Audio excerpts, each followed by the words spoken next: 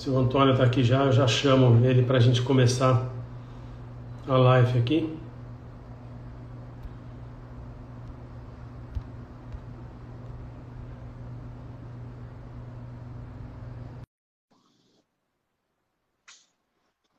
Mandei um convite aí para você, Tony, para entrar. Acho que você já está aí. Fala aí, Fala. Dom. E aí, Tony, tudo bem? Tudo bem. Entrei, hein? A gente não é muito bom nessa coisa de tecnologia aqui, mas tá indo bem, né? É isso. É isso. Eu sou Deu uma fera. certo. Se você visse como eu montei aqui meu equipamento, você ia ficar admirado. A Legal. Pô, tecnologia que eu tenho aqui é fora de série. Coisa de primeiro mundo. a próxima vez eu vou fazer a live aí do seu consultório, A então. NASA ia ficar impressionada. Então, pessoal, boa tarde. Hoje aqui é a primeira live da Goldes, Saúde Integrada. Meu nome é Rodrigo Barros, eu sou médico oftalmologista e só para fazer uma pequena introdução aqui antes de apresentar o doutor Antônio Gattas, a Goldes, ela é um aplicativo que tem como objetivo ajudar os idosos, os cuidadores e os filhos de idosos a fazer uma gestão mais adequada da saúde dessas pessoas, né? Normalmente, pessoas com mais de 60 anos passam em vários especialistas, fazem muitos exames, usam muitos remédios, e a Golds ela vai tentar trazer uma solução para deixar tudo isso num aplicativo só, para facilitar a vida dos filhos, a vida dos idosos, a vida de nós médicos, para que a gente consiga fazer um atendimento melhor ao idoso e uma gestão melhor da saúde dele. E nessa Sim, primeira live, eu convidei o Dr. Antônio Gattas, que na verdade, além de um excelente cardiologista, meu cardiologista, ele é um amigo. O Tony, vocês vão ver que eu vou chamar ele de Tony, porque a gente tem uma amizade de longa data. O Tony fez residência no servidor, não foi isso, Tony? servidor estadual de São Paulo, Isso, é. no servidor estadual de São Paulo, é médico cardiologista, tem uma larga experiência na parte de cardiologia. E eu convidei ele para falar, talvez, ele vai confirmar isso para mim, da principal causa de morte dos idosos, que são as doenças cardiovasculares. Estou certo, Tony? Exato. Não só dos idosos, né? Se você pegar a população geral, em primeiro lugar, obrigado, Barros, pelo convite, né?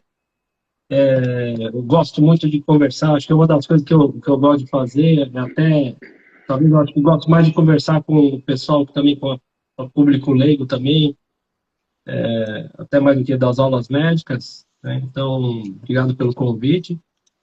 E a doença que mais mata no Brasil no mundo é a doença cardiovascular, disparado, né? E aí, em todas as idades. E o infarto e o AVC são as principais causas.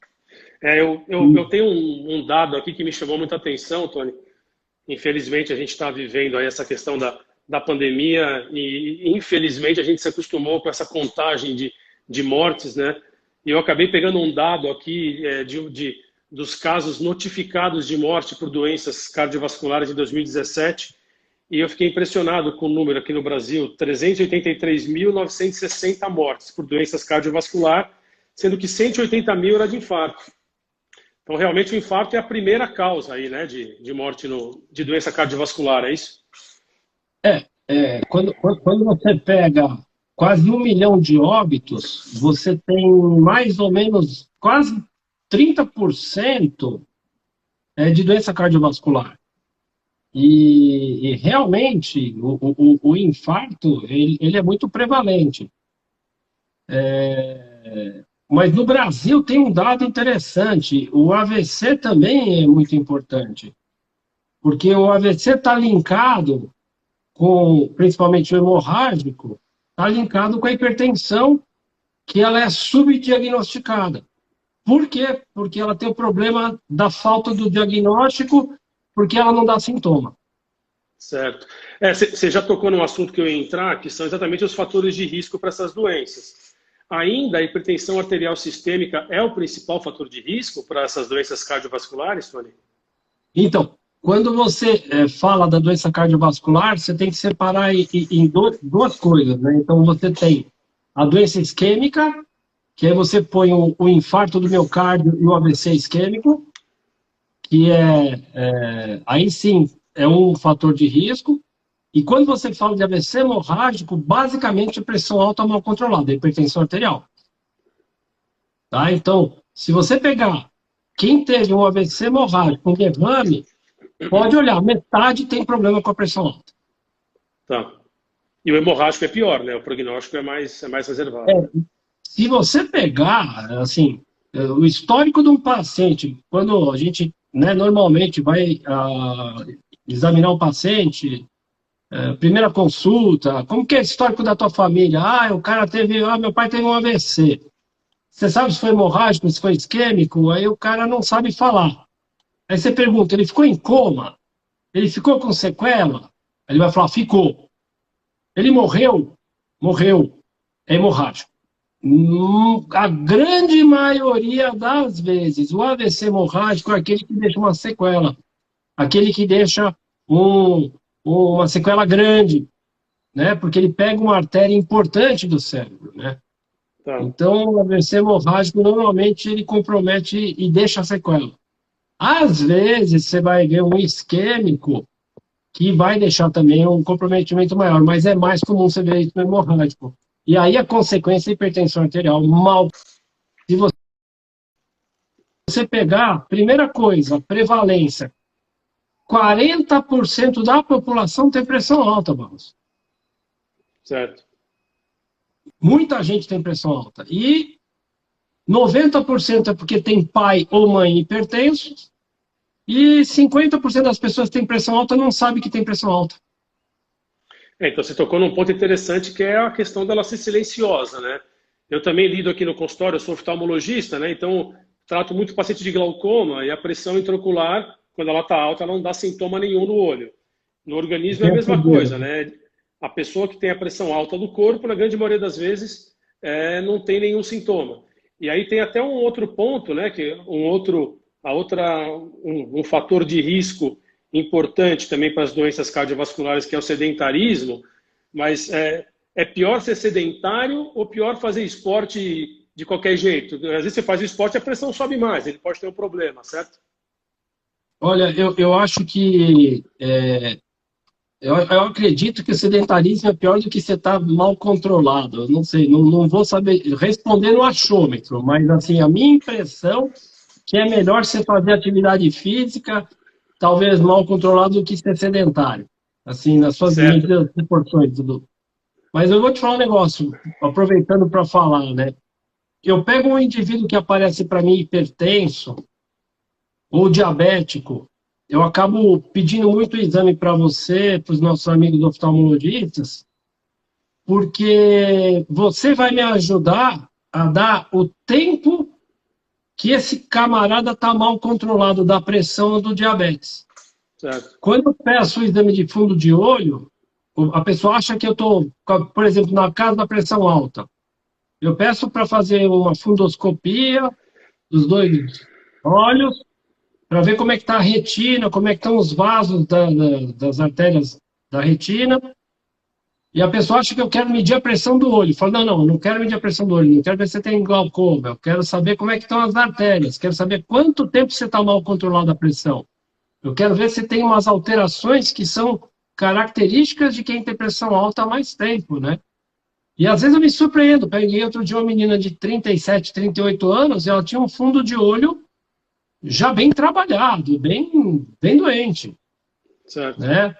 Então, ou você pega uma hemorragia no fundo de olho de um diabético, que é um diabético também de longa data. Então, assim, vocês aí, oftalmologistas, ajudam a gente pra caramba para saber o quanto. Isso também ajuda, sabe o que, Barros? O cara não está querendo se tratar direito, o cara não entende que tem que tomar o remédio 2 vezes por dia. Isso é uma coisa também que é um saco. Hoje mesmo atendi um paciente que toma losartan, acabou de sair daqui, tomando losartan 1 vez por dia. Losartan não funciona 24 horas. Viu, pessoal que está ouvindo aí? Não adianta, losartan não dá proteção 24 horas. Losartan Se você pegar lá a receita, escrever que é para tomar de 12 em 12, você vai e pega de graça na farmácia, o cara da farmácia vai te dar 60 comprimidos de graça. Por quê? Porque ele foi feito para tomar 2 vezes por dia. O cara vai te dar a quantidade para 30 dias. Então, o cara tem que tomar 2 vezes ao dia. E o fundo de olho vai mostrar que o cara está mal protegido. Você falou dois pontos interessantes aí, Tony, que o primeiro é a questão dos exames, né? Normalmente, quanto mais velho for o paciente, mais exames você acaba pedindo. Então, você vai no cardiologista, você vai sair com pedido de eletro, você vai sair com pedido de um eco, uma bateria de exames de sangue, e o fundo do olho. E, normalmente, o fundo do olho, oftalmologista, eu vou fazer só óculos, né? Eu não vou fazer o fundo do olho. E até a ideia da Gold é exatamente essa, né?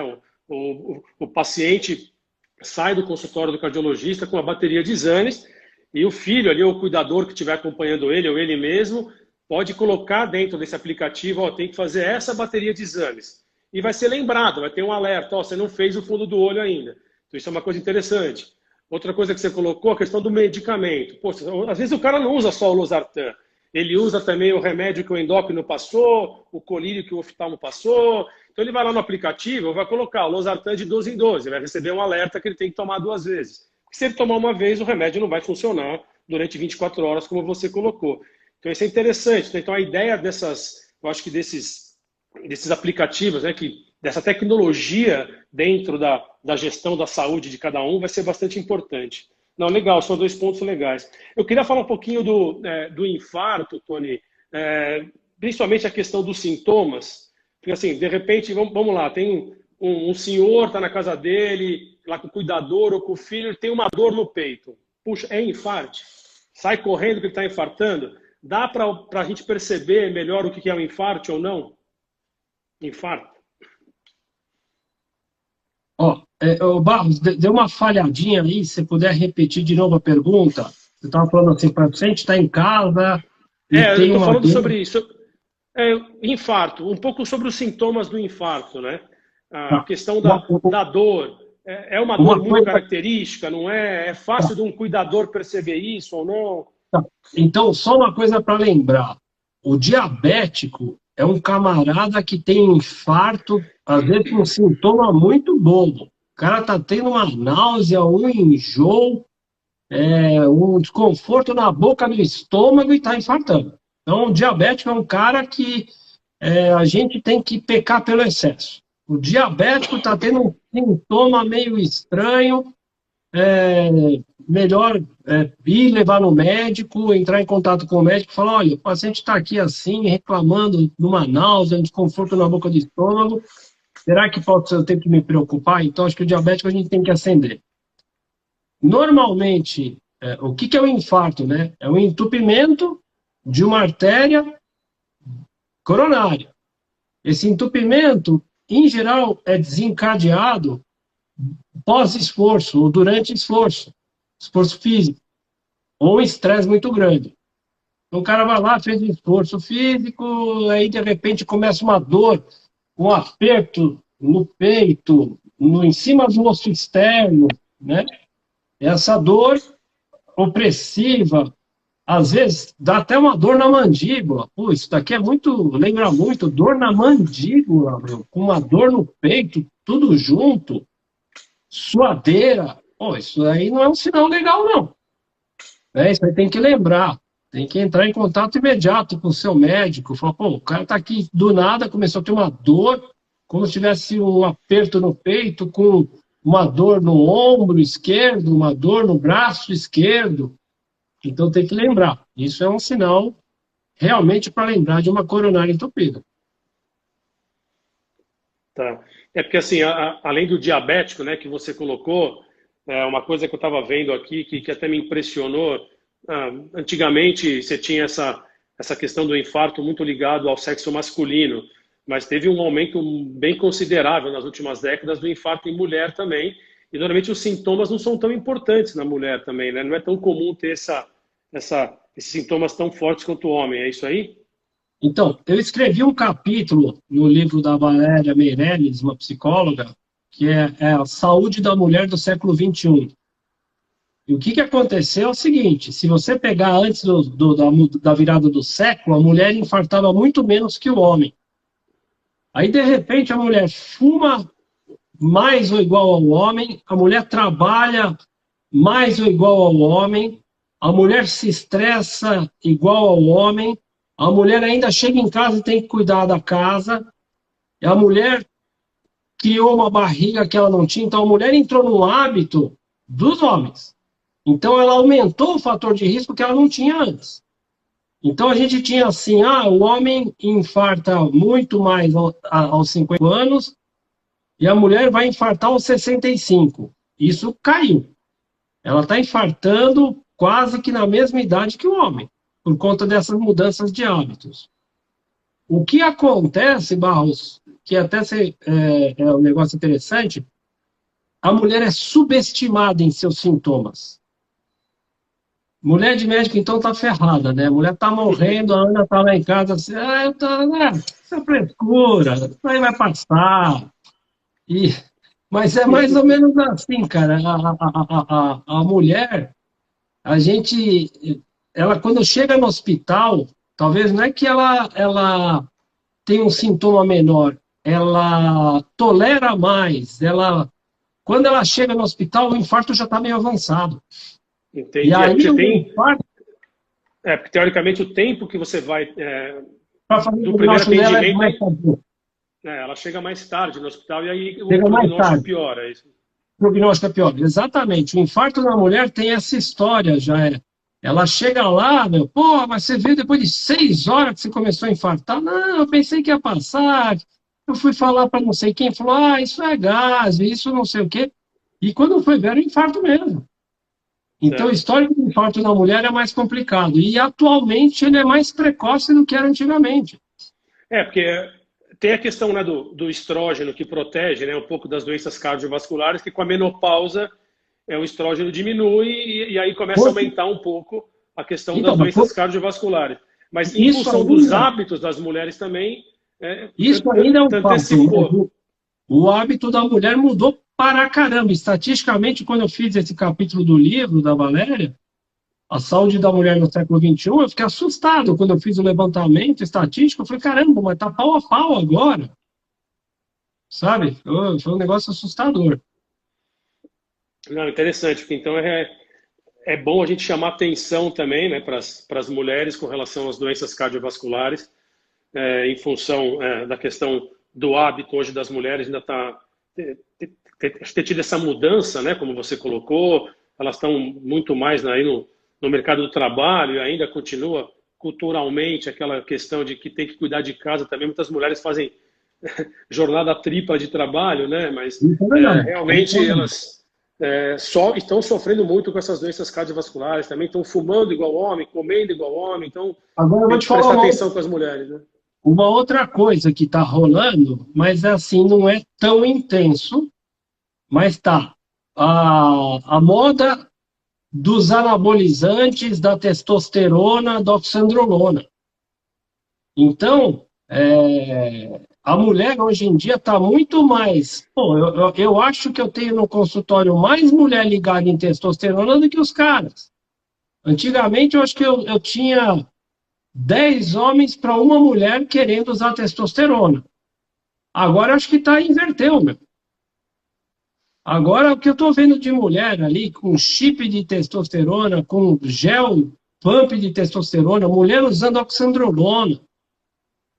Oxandrolona é um veneno para o fígado, que é uma testosterona de via oral. E, meu, tem uma turminha aí, né, que entende de química, de nutrição, que mete bronca. Secar, para ficar com pouca gordura, para ficar com o corpo bonito, mas aí você pega um HDL que era de 70, vai para 23. Você pega um LDL que era 70, vai para 140. E aí a aterosclerose come a solta. Sim. Então, interessante. Esse é um negócio bacana, mas assim, a mulher está muito mais vaidosa com essa questão, porque aí o que acontece? Ela quer ganhar força, ela quer fazer mais ginástica, ela quer melhorar a libido dela, porque ela entrou na menopausa, então ela começa a usar essas coisas para melhorar e, na verdade, está piorando a saúde dela. Apareceu uma pergunta aqui, Tony, até para a gente mudar um pouco de assunto, que é assim, a gente vai ter uma live no dia 29 com uma nutróloga. A gente vai tocar bastante nesse assunto, nesses suplementos, principalmente para os idosos. Tem uma pergunta aqui do Glauber de quando os filhos devem lembrar dos seus pais de fazerem consulta no cardiologista. Você vê que os filhos já estão na fase de cuidar dos pais. Quando é que ele tem que pegar no pé dos pais aí, Tony? Então, assim, dificilmente, que eu falei logo há pouco, 40% da população sofre de hipertensão arterial, né? Então, se eu sou hipertenso, o colesterol, 35% das pessoas têm problema de colesterol, tireoide, diabetes. Então, eu, na verdade, eu sou cardiologista, mas eu faço a clínica geral desde quando eu acabei a residência em 95, até hoje eu nunca abandonei a clínica geral, então eu cuido de tireoide, de colesterol, de algumas coisas digestivas, então faço muito a medicina de família. Então, assim, eu ponho para o paciente, você tem uma patologia, você toma um remédio, você tem que ir, em média, a cada 4 meses no seu médico. Você está muito bem controlado da tireoide, você está muito bem controlado da pressão, você está muito bem controlado do colesterol, você vai 2 vezes por ano no seu médico. Então, Glauber, é assim, se seu pai não toma remédio nenhum, ele vai 1 vez por ano no médico dele. Com certeza seu pai tem mais de 50 anos, então ele vai 1 vez por ano para fazer check-up preventivo. Mas se seu pai faz tratamento e está controladaço, mas está tudo perfeito nos exames dele, ele vai 2 vezes por ano. Se ele é hipertenso, talvez ele vai 1 vez no frio, que é quando a pressão piora, e 1 vez no calor, que pode ser que precisa de um ajuste de remédio no verão. Entendeu? Então, assim, se eu não tomo remédio nenhum 1 vez por ano, aí teu médico normalmente vai falar, esse ano a gente faz esses exames, ano que vem a gente faz outros exames, e aí vai. Aproveitando, a doença que mais mata é a cardiovascular, infarto, derrame, AVC. A segunda que mais mata no Brasil é o câncer de próstata. Qualquer idade. Qualquer idade. A terceira que mais mata é o câncer de mama. De novo, qualquer idade. A quarta é o câncer de intestino, também em qualquer idade. Então, assim, resumindo, depois da doença cardiovascular são os cânceres. Então, você vai escutar o cara falar assim, o cara morreu de infarto ou derrame. Se não foi disso, foi de câncer. Se foi homem, foi de próstata ou intestino. Se foi mulher, foi de mama ou intestino. Não tem muito para onde fugir. Então, você vai cuidar do teu pai, você tem que levar ele no clínico dele e tem que levar no urologista. Você vai cuidar da sua mãe, você tem que levar no clínico dela e na ginecologista. O clínico tem que cuidar da parte cardiovascular e do intestino. Pronto, acho que já fez tudo que precisa. Legal. Você falou essa questão da parte sazonal, do inverno e do verão, só para as pessoas saberem, né? Quem faz cirurgia, né? O médico cirurgião, é muito comum no inverno começar a ter um pouco de cancelamento das cirurgias por causa de aumento de pressão, né? Ou um cuidado maior do anestesista com controle pressórico durante a cirurgia, porque no inverno isso aumenta, né? Isso interessante. Outro dia eu vi acho que não sei se o cara era médico, o que ele era, mas ele deu uma explicação muito louca, porque você tem problema com a pressão. Até onde eu sei, o calor é vasodilatador. Então, quando as artérias relaxam, a pressão que o coração faz é menor. Quando as artérias estão contraídas, a pressão é maior. Então, é por isso que no verão a pressão cai e no inverno a pressão sobe. Segundo um colega lá, é porque você fica com frio e faz mais xixi E por isso que dá essa loucura toda, mas tudo bem. Tony, vamos falar um pouquinho do AVC aí, um pouco da diferença do isquêmico e do hemorrágico. A gente já comentou aqui que o hemorrágico é mais grave, mas com relação aos sintomas, é fácil de você perceber qual é um, qual é outro, para alguém também, algum leigo, um filho de idoso, um cuidador, perceber se o AVC que ele está tendo é hemorrágico, é isquêmico, não é tão simples assim. Não, é aquilo de novo. De novo, aquela coisa do cara no consultório. E o meu vô teve 8 AVCs. Esse cara com certeza não foi hemorrágico, foi isquêmico. Tá? Essa é outra dica. E o isquêmico, ele é o quê? É uma artéria que entupiu ou um coágulo que se formou e foi lá parar lá em cima no cérebro. E do mesmo jeito que o infarto, o cara pode ter 1, 2, 3, 4 infartos do miocárdio. O AVC isquêmico é um infarto no cérebro, entupiu uma artéria no cérebro. Então, um coágulo foi lá e entupiu. Com o idoso, tem uma coisa que é super interessante, que a gente está falando na idade aí, da doença cardiovascular, que você às vezes vai ver no seu consultório, você vai mandar um cara aí no cardiologista, porque você vai lá e vai olhar e falar assim, olha, o senhor teve um infarto numa artéria do olho. Como assim? Está entupida a artéria do olho. Provavelmente veio um coágulo aí de baixo e entupiu a artéria do olho. Então você vai procurar o cardiologista. Tem uma arritmia chamada fibrilação atrial, que ela é uma arritmia que, a princípio, o coração bate descompassado, mas isso não traz, na hora da arritmia, nenhuma consequência. Mas depois de 2, 3 dias, começa a formar um monte de coágulo dentro do coração. Esse coágulo pode sair e ir para uma artéria do olho e dar um infarto ocular, pode ir para uma artéria do cérebro e dar um infarto cerebral, que é o AVC isquêmico. E se ela pega uma artéria que tem a ver com a boca vai ficar torta. Se ela pega uma artéria que tem a ver com a fala, a pessoa não consegue falar. Se ela pega uma artéria que comanda o membro inferior, a pessoa não consegue se levantar e andar. Então, de acordo com a artéria que você acometeu, você vai ter a perda do movimento. Então acho que você conseguiu ser mais claro do que eu. É interessante isso mesmo. Porque, normalmente você percebe isso. No isquêmico, às vezes você tem uma dificuldade em não falar, uma perda de força, uma dormência. E às vezes no hemorrágico é correto eu afirmar que vai ter uma dor de cabeça mais forte. É um sintoma pior do hemorrágico ou não?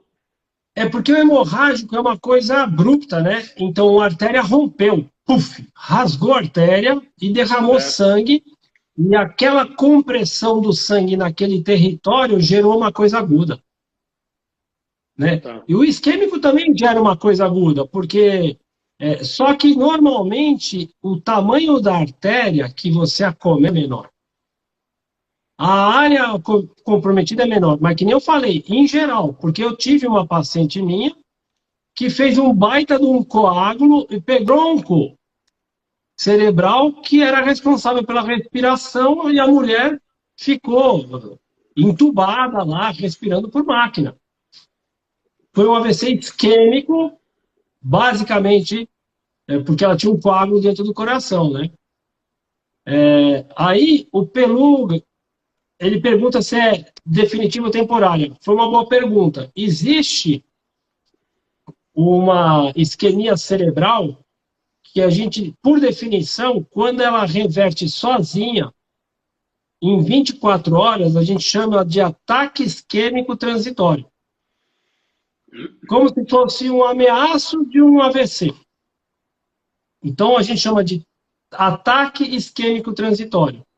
Então, a pessoa tem tudo para ter a isquemia. Ela tem uma artéria doente, ela deve ter aterosclerose, ela pode ser fumante. Então, voltando aí eu acho que é legal a gente falar um pouquinho, Barros, do fator de risco para isso estar acontecendo.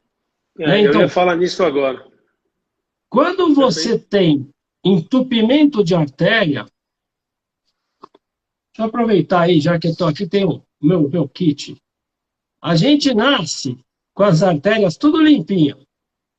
Eu vou envelhecer, eu vou formar uma plaquinha na minha artéria, aí eu vou formar uma sujeirinha, e aí essa sujeira vai crescer e ficar nesse estado.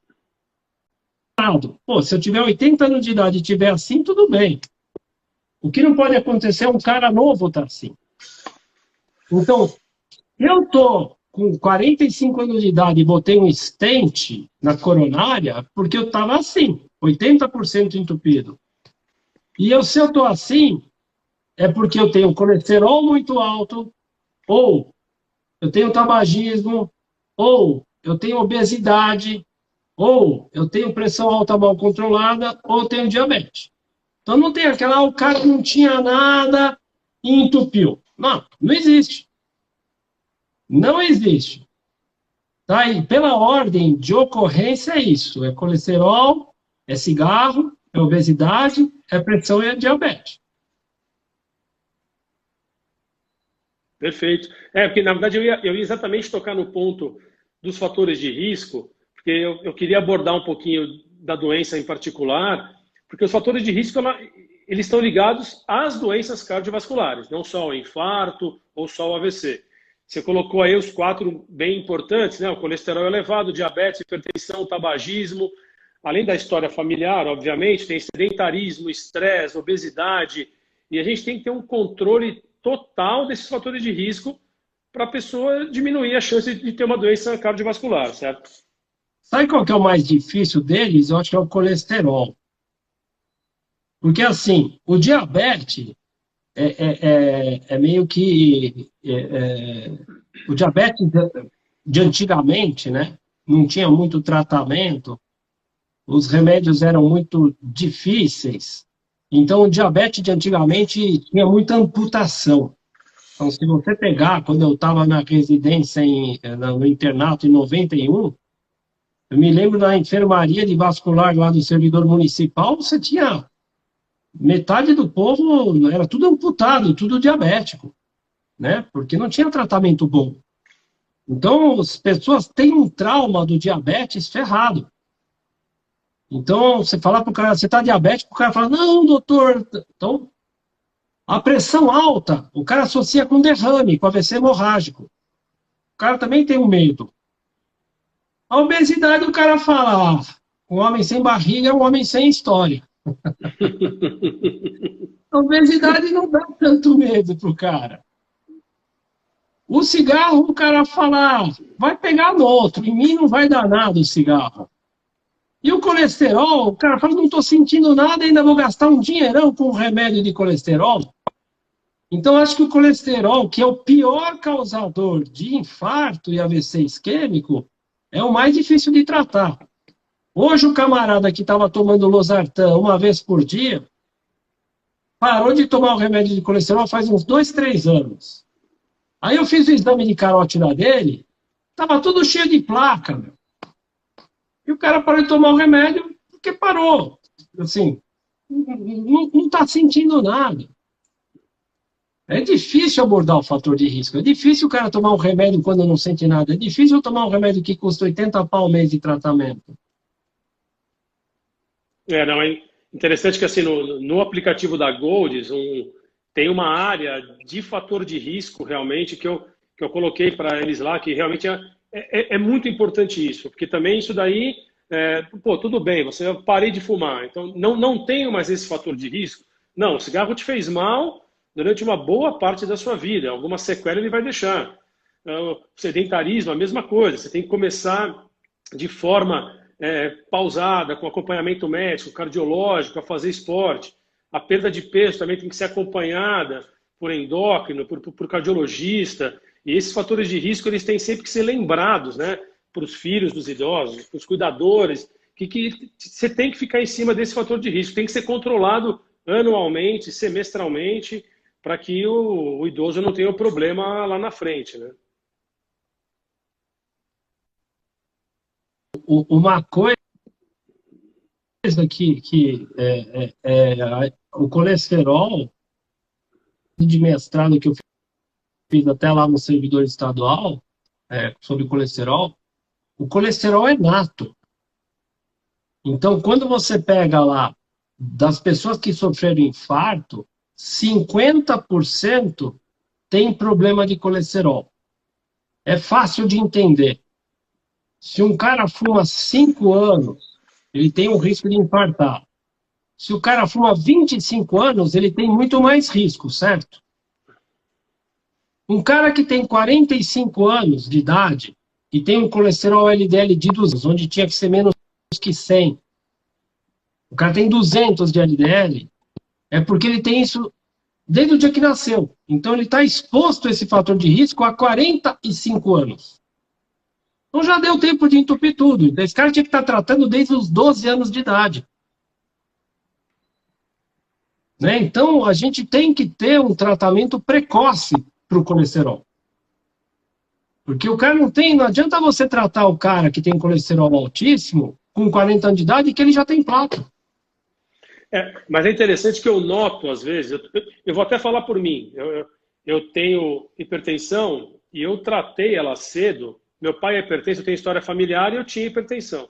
E eu descobri num teste de esforço, porque quando eu corria, essa pressão ficava muito mais alta. Então, quando eu praticava esporte, a minha pressão aumentava. E aí o cardiologista falou, pô, vamos tratar.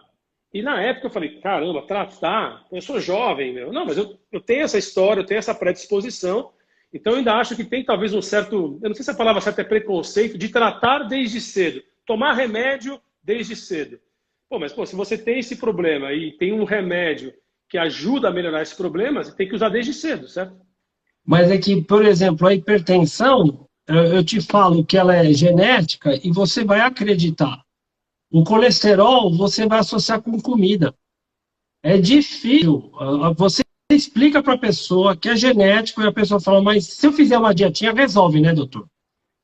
Ah, não, cara, é que nem a cor dos olhos, que nem o tipo sanguíneo. O sangue não vai mudar de A para B se você comer mais carne ou menos carne. Mas a pessoa fala, mas então uma dietinha vai resolver, né? Não adianta. Você pega um cara... Eu tenho uma menina que ela está aqui comigo há 17 anos, desde os 4 anos de idade, aliás, ela passa comigo desde os 4 de idade, ela tem 17 agora, que ela tem a idade do meu filho, e o colesterol dela sempre foi 220 de LDL, pô. Desde os 4 anos de idade, até hoje. Quer dizer, agora está tratada, mas ela com 11 anos de idade começou a tratar. Entendeu? Ficou uns 4 meses sem tratar, voltou para 220 de LDL. Não tem conversa. Então, mas é difícil, o colesterol é difícil. E quando a gente faz um cálculo de... Olha como isso é importante. Tem uma planilha que a gente faz o cálculo de risco. Você dá notas para os fatores de risco. Nota para o cigarro. Então, o que te parece mais importante? Você fazer um cara de 20 anos de idade parar de fumar ou um cara de 80? O que é mais importante, tratar o colesterol de 300 de um cara de 20 anos de idade ou um cara de 80 anos de idade? O mais importante é tratar o cara de 20, porque ele tem mais 60 anos de exposição ao colesterol. Vai fazer diferença para esse cara novinho. Para o cara velho, o que tinha de formar de placa já formou. Então você tem que atuar lá na base. Deixa eu só responder o Fernando Toledo aqui, depois eu queria entrar nesse ponto que você falou da nota, Tony, dos fatores de risco. Ele pergunta se é cultural nos fazer um check-up desde criança no Brasil. Na verdade, eu vou colocar mais ou menos uma forma, né, que nós médicos fazemos o diagnóstico. Normalmente quando você vê um paciente dentro do seu consultório, a primeira coisa, uma das coisas que você vê é a idade dele, e a partir daí você já imagina alguma doença que ele possa ter, né? Então, se vem uma criança aqui no meu consultório de oftalmologia, a principal doença que eu espero é uma doença de grau, um exame de óculos. A chance dele ter alguma doença no fundo do olho é pequena. Então, teoricamente, o fundo do olho não é um exame tão importante na criança do que no idoso, que já é hipertenso e assim por diante.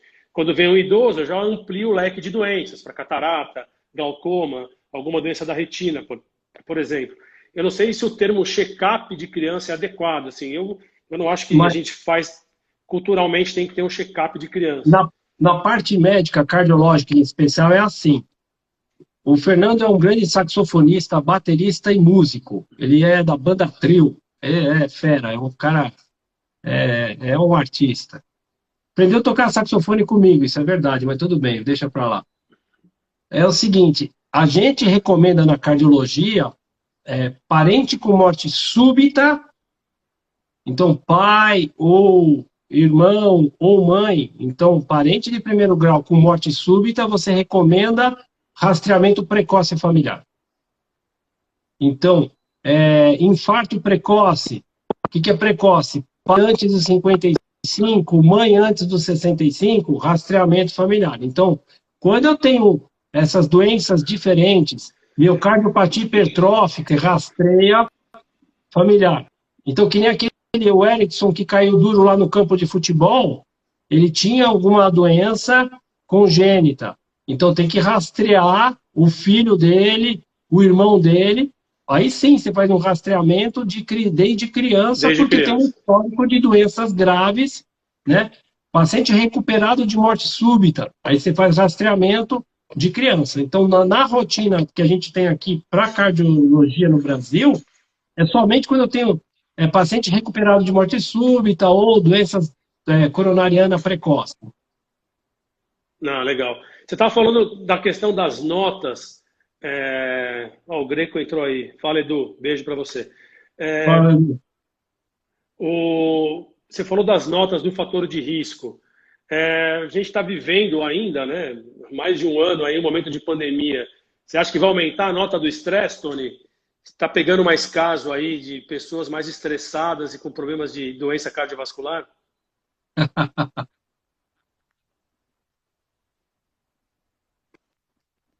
Então, doença por causa a doença cardiovascular por causa do Covid? Não, estresse, Tony. Fator de risco, estresse. O estresse esquece, meu. Eu mesmo tive que dar um reforço no meu medicamento de estresse. Eu tive que recorrer à clínica Movimento para me ajudar a melhorar meu estresse. Eu tive que tomar mais remédio. E eu nunca prescrevi tanto escitalopram, que é remédio para estresse, na minha vida. Quem tomava, eu aumentei a dose. Quem não tomava, eu estou prescrevendo. Mandando para psicólogo, psiquiatra. Meu, o estresse está monstruoso. Agora, o que teve, uma coisa que aconteceu, os diabéticos que estão vindo com ou sem Covid estão totalmente descompensados. O diabético está tendo que tomar insulina. Os caras estão vindo, mas muito ruim. Uns porque engordaram 20 quilos, outros porque pararam de tomar remédio, outros porque sumiram dos médicos. Os caras estão vindo tudo descompensado, Barros. O cara engordou, mas assim, até às vezes o cara nunca fez esporte, mas tá todo mundo descontrolou, o cara parou de se tratar. Eu acho que as pessoas achavam que nesse um ano aí, falaram assim, eu vou morrer mesmo, então que se dane, cara, não vou mais me cuidar. Largaram de mão pra caramba. Foi louco, viu? Esse ano e meio tá difícil. Eu perguntei por isso mesmo, que eu acho que, na verdade, essa pandemia ela mudou muitos aspectos mesmo, psicológicos e de hábitos de muitas pessoas, que talvez a gente colha alguns frutos negativos aí no futuro próximo, né? Não vai demorar muito, não. Não, eu vou te falar, de 100 pacientes, 2 melhoraram. Eu acho que 98 pioraram. Sem brincadeira, acho que 2 de cada 100 melhoraram. Todo o resto piorou. É o momento certo aí de lançar o aplicativo como a Gold, para organizar a saúde geral. Vai ser importante. Muito legal. Tony, deixa eu perguntar. De um organizador, um organizer mesmo. Você colocou a questão, na hora que você estava dividindo lá de homem, mulher, o câncer, de um clínico acompanhar, e eu queria que você falasse um pouquinho da importância do especialista mesmo. Quando que é a hora de que, esse caso aqui, o clínico ajudou até aqui, tem que ir para o cardiologista, porque o caso é mais grave? Então, é que assim, a gente tem ontem veio um paciente meu, o Marcelo, ele falou, quantos médicos eu conheço que clinicam como eu? Eu sou apaixonado do consultório. Eu sempre quis ser médico de consultório. Graças a Deus consegui fazer isso. Não atendo plano de saúde, eu faço a medicina que eu gosto, não tenho pressa para atender. Eu acho que eu consegui a medicina ideal. O problema é que o plano de saúde restringiu muito isso. Então, o cara vai no cardiologista, o cara, se medir a pressão na consulta, já é muito, hein? Porque às vezes o cara vai no cardiologista, nem a pressão o cara não mede. Então, a coisa está muito limitada. Então, o cara vai lá e vai fazer só cardiologia dentro daquilo ali. Se você apertar um pouquinho mais e falar, não, esse caso eu já não mexo, vai no outro. Então, assim, e isso ficou difícil hoje, Barros. Então, assim, os caras estão muito especialistas daquele assuntozinho simples. Então, você vai no endócrino, o cara chega e fala, não, olha, eu mexo só com a tireoide. Ah, o diabético com insulina tem um outro endócrino que mexe. Eu não mexo. Então, dificilmente você vai ver um clínico geral que senta. O cara que é mais assim é o geriatra. Acho que o geriatra é um cara que vai abraçar, que vai sentar. Mas eu acho que, por exemplo, eu mexo muito com antidepressivos, mas essa é a hora que eu falo assim, não, eu quero que você vá no meu amigo psiquiatra. Porque esse caso seu é para o psiquiatra. Olha, eu vi esse teu esôfago, não é simples, não. Você vai no gastro. Eu sei qual que é o meu limite. Eu acho que... Eu não tenho vergonha de falar, ó, esse negócio do pulmão não é o que eu gosto de mexer. Você vai no meu amigo pneumo. Você vai no meu amigo otorrino. Então, acho que assim, você tem que saber os seus limites. Então, o médico clínico tem que saber o que ele faz bem e o que é a hora de falar, não, esse assunto que eu vejo 1 por mês, 2 por semana, eu tenho um amigo que vê 13 por dia. Entendeu? Eu recebi uma insuficiência cardíaca aqui, que é nível de transplante. Eu tenho um amigo que tem um ambulatório de transplante. Fernando Bacal é uma sumidade no assunto. Você vai lá no cara que o cara faz isso com o pé nas costas. Ele está lá no encontro, está lá no... Vai lá que o cara sabe. Né? Então, acho que a gente tem que saber, tem que ter saber seu limite. Legal. Uma outra questão que eu acho importante aqui no meu consultório, eu queria saber a sua opinião, do acompanhamento. O idoso, ele tem que ir com acompanhante na consulta, você não acha? Na minha sala aqui tem 3 cadeiras. 3. Você senta aqui na minha frente, tem 3. Então, assim, eu já estou esperando 2 acompanhantes. Legal, um que ajuda, né? Um para a enfermeira e o outro é o filho, entendeu? A filha. Então, assim, com certeza. Eu fico maluco quando vem sozinho, entendeu? Não existe. Concordo total com você. Não é incomum, às vezes, você pedir para o paciente voltar no retorno e trazer alguém para que você explique melhor aquela situação, ou que guarde melhor os exames, ou o que foi explicado para ele, né? Olha o Fernando perguntando aí de novo, Tony. Então, que faixa que você considera idoso? Olha, eu diria o seguinte, aqueles nascidos depois de fevereiro de 1960 já são, assim, tipo, depois de 9 de fevereiro de 60, eu acho que já são idosos.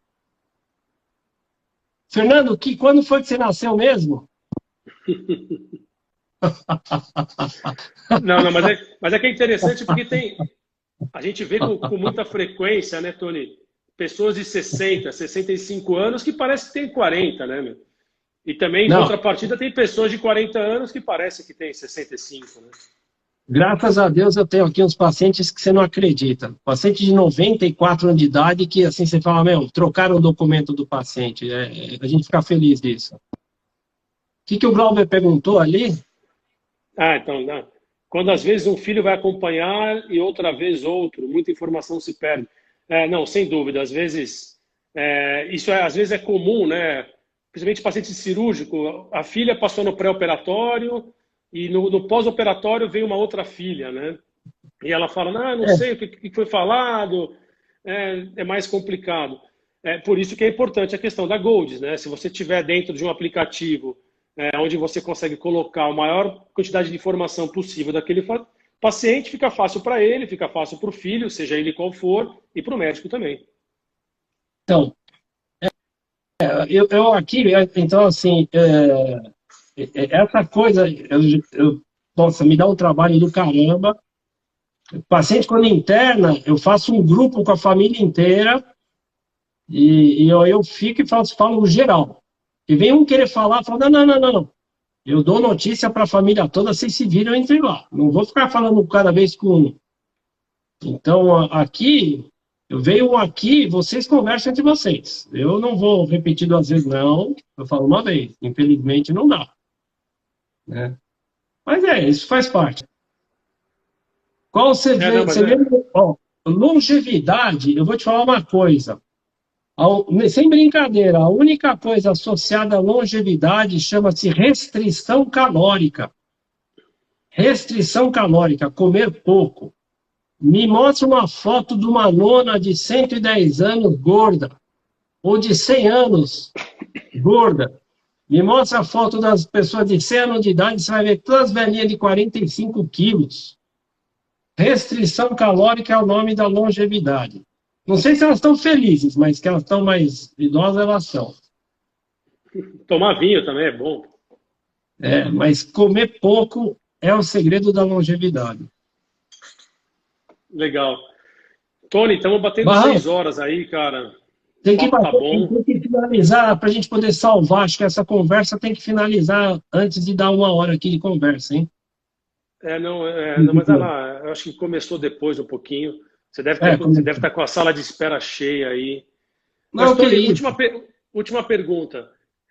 Seria bom para você se o paciente chegasse no seu consultório com acompanhante, lógico, se ele for de mais de 60 anos, se ele for idoso, com alguma coisa que meio que já compilasse a saúde dele, que tivesse dentro alguns exames, alguns prontuários, os remédios, isso ajudaria você? Deixa eu te falar o que eu mais queria, que é o que eu mais gasto tempo na consulta. Eu gasto um tempo do caramba fazendo receita. Minha receita sai tudo no computador. E toda consulta que começa, eu gasto tempo checando receita. E toda hora eu descubro, mas todas as consultas eu descubro que alguma coisa foi feita de errado. Todo dia. Ou o cara esqueceu a dose, ou trocou, ou o cara fala que estava tomando 2 vezes por dia losartano, está tomando uma. Aí o paciente chega aqui e fala que estava tomando o remédio do colesterol e fala que parou de tomar 2 anos, a mulher do lado fala, mas você parou o remédio do colesterol? Aí a filha fala, nem se tomava, é aquelas coisas bonitas. Eu adoraria chegar aqui e no meu prontuário está escrito o que o cara toma. Eu prescrevi, eu sei que eu tenho no computador, mas o que eu estou tomando de verdade. Isso daí, se a Goldes pudesse me trazer, eu ia ganhar 20 minutos de consulta. Eu marco 1h15 de consulta ou de retorno, 1h15. Eu ganharia 20 minutos da consulta que eu perco checando o que o cara toma de verdade. Não o que eu escrevi, mas o que ele toma. Não, legal. Com certeza a Golds vai ter uma solução para esse tipo de coisa. A ideia realmente é ajudar os filhos de idosos, os cuidadores, a fazer uma gestão adequada da saúde dessas pessoas que realmente precisam muito de cuidado. Tony, mais uma vez, cara, obrigado. Espero jogar mais tênis com você. Aliás, preciso marcar uma consulta com você. Pô. Em breve estarei aí. Você pegou aquelas informações que eu te mandei? Peguei. Você pegou as informações que você queria lá? Tá tudo aqui. Tá tudo aí, né? Beleza? Tá tudo certo, Tony. Cara, brigadão. Excelente falar com você aí. Obrigado pela live, foi bastante esclarecedor aí. Espero que todos tenham gostado. E, a semana que vem vai ter mais uma live da Golds. No dia 29 vai ser uma nutróloga.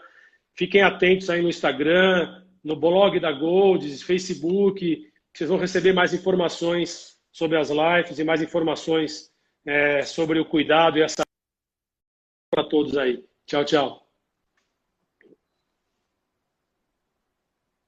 Thank you very much. Obrigado. Valeu, Barrão. Até Valeu. mais. Até. Tchau, meu irmão.